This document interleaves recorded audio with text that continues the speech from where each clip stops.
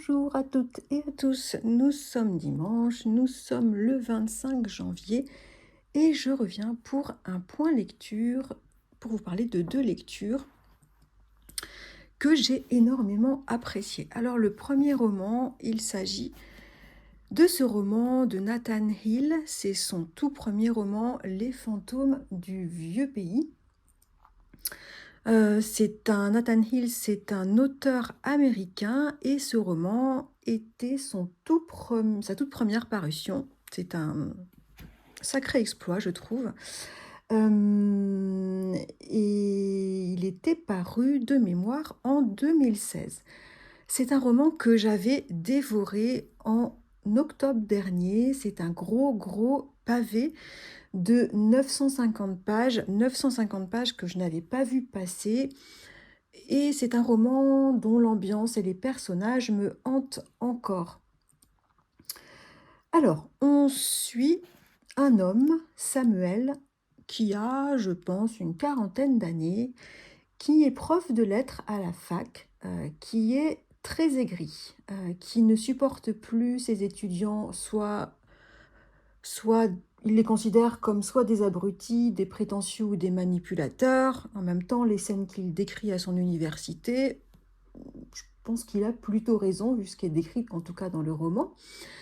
Samuel, il est ruiné par un divorce, il n'a plus de vie sociale réelle, mais par contre, il a une vie sociale virtuelle très dense, puisqu'en fait, il passe tout son temps libre à jouer en ligne à un jeu où il est, en fait, dans ce jeu vidéo, il est devenu un leader très connu d'une guilde d'elfes affrontant des orques et des dragons. Donc il passe son temps à ça, à jouer et à être en lien avec sa communauté sur ce jeu. Il passe donc ses nuits à jouer, il ne se nourrit que de plats préparés, il n'a plus aucune activité physique. Alors il est un peu désolé de son corps qui devient tout flasque, il a parfois des velléités de reprise en main alimentaire et il claque un peu d'argent dans les magasins bio, mais ses résolutions ne tiennent jamais bien longtemps. Bref, vous l'avez deviné, Samuel, il ne va pas bien du tout. Samuel, il a été abandonné par sa mère à l'âge de 11 ans, dans des conditions qu'il ignore complètement. Il a été élevé par son père qui est maintenant atteint d'Alzheimer et qui vit en institution. Il n'a jamais revu sa mère et il ne sait pas du tout ce qu'elle est devenue. L'histoire, c'est que sa mère va ressurgir dans sa vie de façon ultra fracassante, puisque d'un coup, elle va faire la une des journaux et des chaînes d'actu, puisqu'elle est accusée de terrorisme parce qu'elle a balancé une poignée de gravier sur un gouverneur très connu lors d'un meeting de campagne électorale. Alors ça, c'est le tout début du roman, hein, je vous raconte pas du tout l'intrigue, mais l'avocat de la mère de Samuel va contacter Samuel dans le but qu'il raconte des trucs sympas sur sa mère pour argumenter la défense. Et puis il y a aussi l'éditeur de Samuel, parce que Samuel a écrit un roman qui a bien marché il y a plusieurs années. Et son éditeur lui a avancé de l'argent pour qu'il écrive un autre roman, mais Samuel n'y arrive pas. Du coup, l'éditeur va profiter de la situation pour demander à Samuel d'écrire un roman où il ferait énormément de révélations sur cette femme qui, depuis, est devenue une star, en fait, à la télé. Donc, pour son éditeur, le roman ferait sensation et il demande à Samuel de l'écrire en lui disant qu'il va lui donner beaucoup plus d'argent pour cela. Donc, en fait, Samuel, il est pris dans ces deux propositions assez sournoises, celle de l'avocat de sa mère et celle de son éditeur. Il ne sait pas trop dans quel sens aller et en tout cas, il va décider d'enquêter sur sa mère et c'est ainsi que débute ce roman absolument génial. Samuel va se lancer dans la reconstitution, c'est dimanche, je bug un peu, la reconstitution de la vie de sa mère et comme cela, Nathan Hill, en fait, va nous embarquer, donc l'auteur va nous embarquer dans l'histoire des États-Unis des années 60 à nos jours. Les personnages proches de Samuel vont nous embarquer dans les luttes étudiantes de 68, dans les émeutes de Chicago, dans pas mal de conflits guerriers hein, où les États-Unis ont été impliqués, dans le 11 septembre, etc., etc. On fera également un petit voyage en Norvège et dans ses légendes. Je n'en dis pas plus, mais c'est une aventure et une intrigue à découvrir. C'était absolument génial. C'est du grand roman américain comme j'aime. J'ai trouvé que Nathan Hill avait une plume précise, fluide, un ton caustique et fin comme j'aime. Il nous fait voyager dans les époques et les vies de ses personnages sans jamais nous perdre. Il est extrêmement habile en termes de narration. Tous les personnages sont fouillés, sont vrais, sont très intéressants, originaux aussi. Et la découverte des secrets de famille autour de Samuel est progressive, très bien dosée, ce qui entretient très efficacement le suspense. J'ai beaucoup aimé l'évolution du personnage de Samuel, j'ai aimé découvrir la vie de sa mère, bien entendu, puis c'est le deuxième personnage principal de ce roman, découvrir aussi ben, voilà, ce qu'a vécu cette femme, ce qu'elle est devenue, c'est passionnant, et aussi ben, découvrir le lien qui va peut-être se construire entre Samuel et sa mère à travers cette histoire. Cette histoire de soi-disant terrorisme envers un sénateur en campagne électorale. Je n'en dis pas plus, c'est un roman alors dense qui peut faire peur, comme ça, qui me faisait peur. Ceci dit, il s'agit de 950 pages que je n'ai absolument pas vu passer. Je me souviens qu'à la fin du mois d'octobre, j'avais vraiment quitté avec grand regret cette plume et ces personnages. Et voilà, pour ce roman, j'ai vraiment hâte de me replonger dans un roman de Nathan Hill. Je sais que l'an passé est paru de cet auteur américain Bien-être. Je pense qu'il est paru en poche maintenant, ou peut-être cette année il va paraître en poche, donc je me le procurerai pour le dévorer, parce que vraiment j'ai découvert un auteur qui me plaît énormément.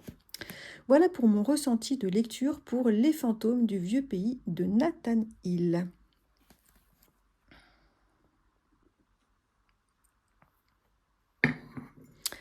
Alors, second roman dont je souhaitais parler ce dimanche, il s'agit de La douce empoisonneuse d'Arto Päivälinna, un roman qui avait été publié en Finlande en 1988 et paru en France en 2001, donc pas tout jeune, mais truculent. Je ne sais pas si vous vous souvenez, mais j'avais découvert cet auteur finlandais, Arto Päivälinna, l'an dernier. Et je m'étais régalée avec le délicieux et hilarant Le Meunier Hurlant. J'en ai parlé il n'y a pas très longtemps, je crois.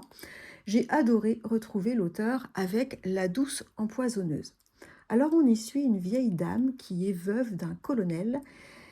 Une vieille dame qui est malmenée et escroquée par son neveu. Son neveu, c'est un affreux Jojo complètement idiot, délinquant, alcoolique, qui n'a aucun code social. Alors, elle est contrainte de lui refiler quasiment chaque mois toute sa retraite et en fait, pour s'en sortir financièrement, elle a dû revendre son appart à Helsinki pour s'acheter une toute petite bicoque à la campagne, toute petite maison délabrée où elle vit très pauvrement puisque son neveu lui pompe tout son argent. Un jour où son neveu et sa bande d'asociaux ont bu comme des trous, ils vont la forcer à signer un testament en faveur du neveu. Alors elle les sent capables d'aller beaucoup plus loin, c'est-à-dire de la trucider pour toucher l'héritage.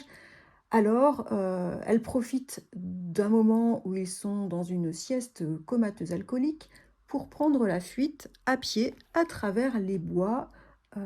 Et elle a un chemin précis puisque en fait elle va se réfugier elle va atteindre la ville d'Helsinki, la capitale, pour se réfugier chez un de ses grands amis, un vieux monsieur qui est médecin et qui exerce encore à ses heures perdues. Elle va s'installer chez lui, il l'accueille les bras ouverts, il est décidé à l'aider à se protéger contre son neveu et sa clique. Et puis la vieille dame, un jour, en furetant dans les affaires de son ami, les affaires médicale de son amie, elle va se mettre à s'intéresser de près aux poisons, aux substances létales et elle va se mettre à concocter des petits cocktails mortels. Voilà, elle va se mettre à expérimenter tout ça. On sent qu'elle a un but très précis. Alors on va suivre les aventures rocambolesques de tous ces personnages avec un jeu de chat et de souris entre le neveu et sa bande de fous qui recherchent la veuve pour la liquider. Et puis, eh bien, la vieille dame, tout effrayée, mais qui ne se laisse pas abattre, qui élabore des plans diaboliques pour tenter de retrouver sa liberté. C'était excellent, c'était loufoque et déjanté comme j'aime, avec plein de rebondissements. C'est alors tout comme le meunier hurlant, c'est jubilatoire, c'est impossible à lâcher. Une comédie noire vraiment chouette qui dénonce la bêtise, les ravages de l'alcool également. Alors Arto Pasilina, je me suis un petit peu renseignée sur lui. Donc, il est décédé maintenant depuis quelques années. Donc c'est un des romanciers un romancier très connu en Finlande. Il avait été bûcheron, ouvrier agricole, journaliste et poète avant de devenir romancier. Et tout ça, ça se ressent dans sa plume très délicate, acérée et drôle. Moi, j'aime beaucoup cet auteur. Je pense que ça devait être une chouette personne, très observatrice de son temps, des comment dire? Des défauts de l'humanité. En tout cas, quelqu'un qui devait avoir un sacré humour. C'est un roman, comme je l'ai dit, qui a été publié dans les années 80, il est de 88 et il a un petit côté vintage, authentique que j'aime beaucoup, mais pour autant, il fait pas du tout vieillot, ça se lit vraiment, l'histoire pourrait être transposée à notre époque et la plume n'est pas du tout vieille. C'est juste qu'il y a un petit côté vintage, voilà, il y a pas de téléphone portable, et cetera et ma foi, ça fait du bien, je trouve. Voilà, donc Arto Pasolina, grosse passion pour cet auteur. J'en ai encore un dans ma pile à lire qui m'attend et j'ai vraiment hâte de me trouver d'occasion ces autres titres dans cette collection, à la collection Folio des années 90, parce qu'en plus c'est une collection que j'aime énormément, qui a une bonne place dans ma bibliothèque. Voilà pour mon retour de ce délicieux roman, La douce empoisonneuse d'Arto Pasolina. Alors, qu'est-ce que j'ai lu depuis les 2 dernières semaines? Puisque le dernier point lecture remonte à 2 semaines. J'ai terminé, mais j'arrive pas à remettre la main dessus. Imaginez la pluie, pardon, d'un auteur espagnol dont j'ai déjà oublié le nom. Je l'ai terminé, c'était très bien. J'ai lu, si j'en avais parlé, j'ai lu et terminé et j'ai bien aimé Anne d'Angleterre de Julia Deck. J'en reparlerai dans un prochain point lecture. J'ai enchaîné sur une nouvelle de Ruth Rendell, L'Arbousier, puisque Julia Deck, dans ce roman, parle beaucoup de sa passion pour les nouvelles de Ruth Rendell, qu'elle aimait beaucoup et que sa mère aimait beaucoup. Donc, je me suis rendue chez mon dealer de livres préféré et je me suis acheté 2-3 nouvelles de Ruth Rendell. C'est voilà, une centaine de pages. C'était très très chouette, j'en reparle très vite. J'ai lu ce roman de Delphine Minouy, L'alphabet du silence, que j'ai terminé hier soir et qui nous plonge dans la Turquie sous l'ère d'Erdogan et c'est glaçant et j'en dis pas plus, j'ai beaucoup aimé, même sur certains points un petit peu moins, mais j'en reparle en point lecture, c'était plutôt une bonne lecture, j'ai appris beaucoup de choses sur ce pays et les conditions, enfin sur ce qui se passe d'assez dramatique dans ce pays. Et je n'ai pas pu résister. J'en entendais tellement parler, j'ai craqué, je me le suis acheté hier matin et j'ai commencé aujourd'hui le tout dernier roman de Delphine de Vigan, auteur que j'aime énormément. Je me suis acheté son dernier roman, je suis Romane Monnier, que j'ai commencé après le déjeuner du dimanche midi avec mon petit café. J'ai lu une 50aine de pages et pour l'instant je me régale. Et bien voilà pour ce point lecture. J'espère que de votre côté, vous faites de très bonnes lectures en ce moment. Dites-moi, comme d'habitude, si vous connaissez ces titres. Est-ce que vous avez lu déjà Arto Passilina? Est-ce que vous connaissez Nathan Hill? Et puis tout simplement, dites-moi ce que vous êtes en train de lire en ce moment. Je vous attends en commentaire et je vous souhaite une excellente fin de dimanche. À bientôt. Je reviens assez rapidement pour parler de mes intentions de lecture du mois de février. J'ai déjà sélectionné sur mes étagères de livres qui sont là depuis très très longtemps, les 3 titres que je vais lire au mois de février. Donc j'en parle très vite, soit mercredi, soit dimanche, je ne sais pas encore, j'espère mercredi. Très bonne fin de dimanche, je vous attends en commentaire pour papoter. À bientôt.